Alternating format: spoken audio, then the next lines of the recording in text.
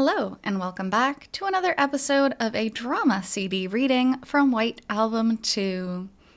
So, this reading specifically is labeled as voice actor commentary, and this commentary is regarding the drama CD Kazusa's After Story. This is New Year's 2016. It was kind of a drama CD based on Kazusa and Haruki after their marriage. They ended up kind of spending the New Year's together, and on that night, just kind of messing around with each other, bickering back and forth, being lovey-dovey back and forth, and it was a cute little drama CD. So this is the voice actor of Haruki and the voice actress of Setsuna, or Kazusa, of course, Kazusa, just kind of talking about the drama and about other things, which is nice to get some background information from them. So, let's read from here.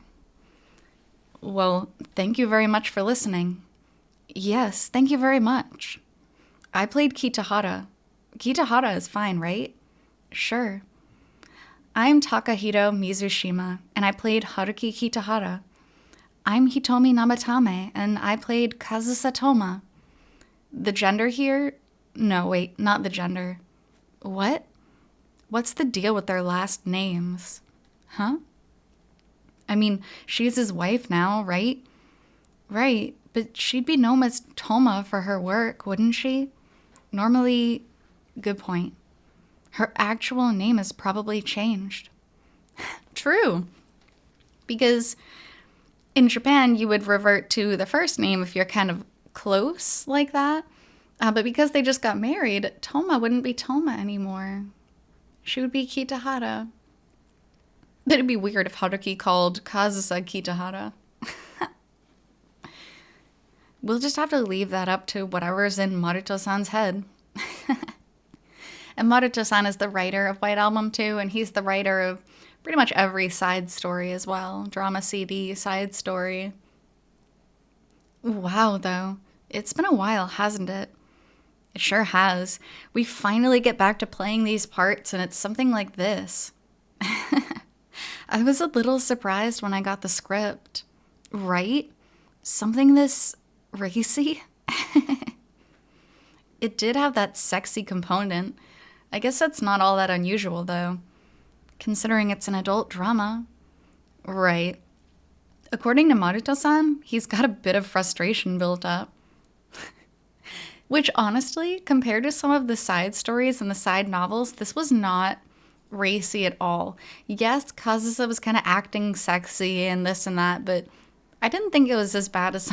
Not as bad, but, I didn't think it was, I guess, as racy as some of the other things that we've read.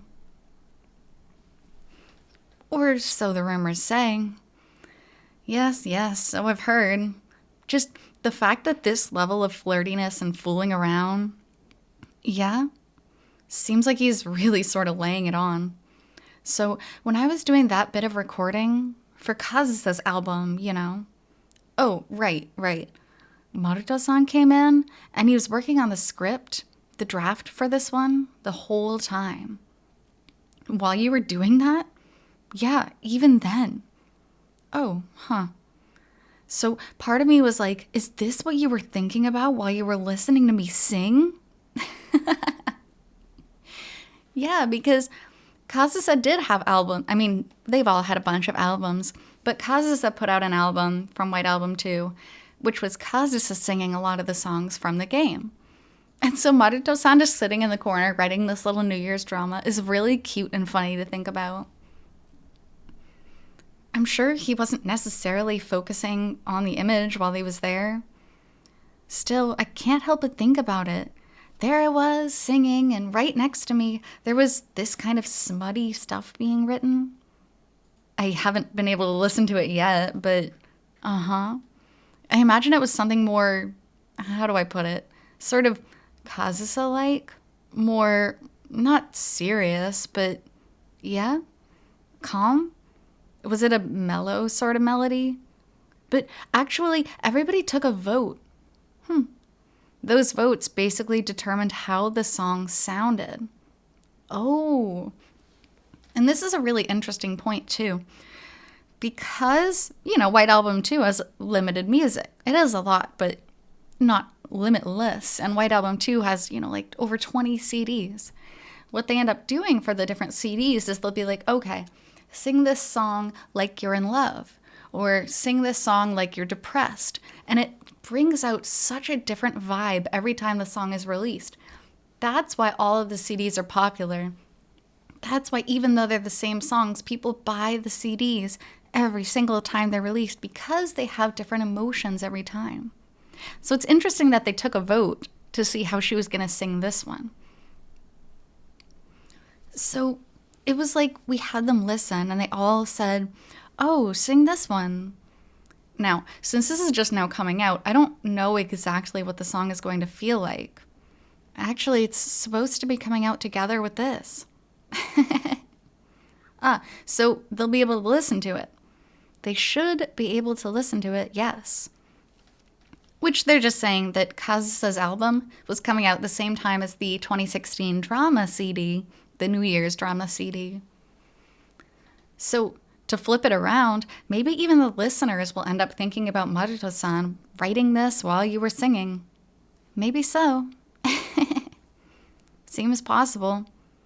Let me tell you something, though, that really struck me about Haruki's lines in this drama. Yes, when he's talking about the past. Right. He has that line about, your hair was beautiful, your face was just my type, your voice suited you. Right, that part. I was like, liar! You always thought my voice didn't fit. Why? Maruto-san was always telling me that my voice was wrong. He liked the acting itself, but the voice was wrong. And then he puts this in there, which is really funny. I think Kazusa's voice, and of course it's because, I've already played the game. We've all played the game, so Kazusa's voice feels like Kazusa. But maybe to Maruto-san, who had a voice in mind because he was the one that wrote the script, it's funny to imagine him being, to Hitomi, to Kazusa's voice actress, no, this isn't the right voice. Like, you got to do it differently. It's kind of interesting to think of it that way. But then it made me wonder what was up with this. Some kind of, not quite an atonement on Maruto-san's part, but there it is. I thought he might have written that in deliberately. Yeah, write it in deliberately to be like, sorry I said your voice didn't fit. Maybe Maruto-san was focusing on that the most when he was writing. Like, he decided to do it out of consideration for me. To be honest, it even seemed to me like there was some sort of nuance there, saying, your voice suits you. That's not someone you would normally tell someone, right? It did occur to me a bit, like, we're acting, but this seems more like it's about the actor than the character. Yeah, actually, that's really true. People don't usually say that. Like, oh, your voice suits you. Some people say, like, your name suits you, your style suits your hair, but your voice, I don't really see that. Although I have heard the opposite. I have heard people say that voice doesn't suit you. When they're surprised, like someone has a big squeaky voice, even though they have a big body, and they're like, whoa, not what I was expecting. But I haven't heard, yes, it suits you. That is kind of odd. So I thought, why would Maruto-san say something like this to me now, after all these years? Well, maybe it's because the users are so perfectly suited themselves. No. What, with Kazusa's breakout popularity? Maruto-san himself is amazing. I'm very happy that I was able to act in this. Same here, definitely. I'm really glad I was able to do it again this time around. Yep. This is a future story with 2016 showing up in the title, so it's got this present day feeling. Like this is happening right now. I think it's great to have the sense of a story that's alive, but for this one, when you depict this story, well, I think everybody gets this, but we're the only ones there. Right. Yeah.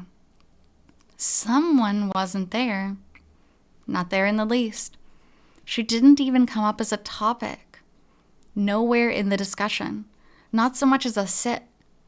Not a single mention. She'd probably be mad about that. Which is actually an excellent talking point. Because every time, in so many of the after stories, the side stories, they're like, oh, think about that night, think about Kazusa, think about Setsuna. And it kind of drags them all down like they're still stuck in the past. And with the snow falling, you kind of think like, oh no, here it comes. They're going to get bogged down by memories. But they didn't. They continue on. They continue moving forward, making promises about the future, and just enjoying their time together without finally getting so bogged down about the past. That is very important. But I mean, everything concerning these two, it's all about if things turned out this way. If this had happened, this is what it would be like. There is another different future. Right, exactly. And another different story. In that other future, things are different. In this future, it's been determined that the two of them are living together. Yoko-san seems to be doing well too. I'm glad about that. Yeah. Which is very important too. That is another good point. Yoko-san is still alive in this after story, which is excellent. Although it's sad that they're living apart, and it's sad that Kazusa's like, don't even bother sending a thank you email. That's kind of a bummer and annoying to me, but at least she's doing okay. It's definitely something you might feel concerned about. Right. So it's nice that Yoko-san was able to send them that package. She's going strong for 2016. Well, I don't know about that. I think so. From playing the game, it wasn't clear how things would end up for her. I cried while we were recording, like, oh, Mom. Seriously. Yeah. It was such an incredible scene, too. Yeah. But yes, I'm glad. And so, yes, everyone, the next time any White Album 2 content comes out, we hope to see you again. There are songs to put out, etc., so I don't think it's over. So look forward to, well, I don't know whether to say, look forward to the summer. See you in winter, maybe. Definitely. This is White Album 2, so it's not exactly summery. Right. So I hope we will have another opportunity. And once again, thank you very much. Thank you very much. Aw, it's such a cute little bonus, and I love getting the voice actor and actress's thoughts behind things, even if it was something as small as this 2016 New Year's drama, which was one of the shortest dramas ever released. We get to see a little bit of the background to it, and that gives you an extra appreciation for the story itself. It makes you go back and read it again and think, wow, like now we know some more of the context behind it, and it just makes it really nice and fun. So, thank you ever so much for joining me on this little kind of bonus to the drama CD from White Album 2, and I'll be back with more content from the drama CDs shortly. Until then, hope you take care. See you!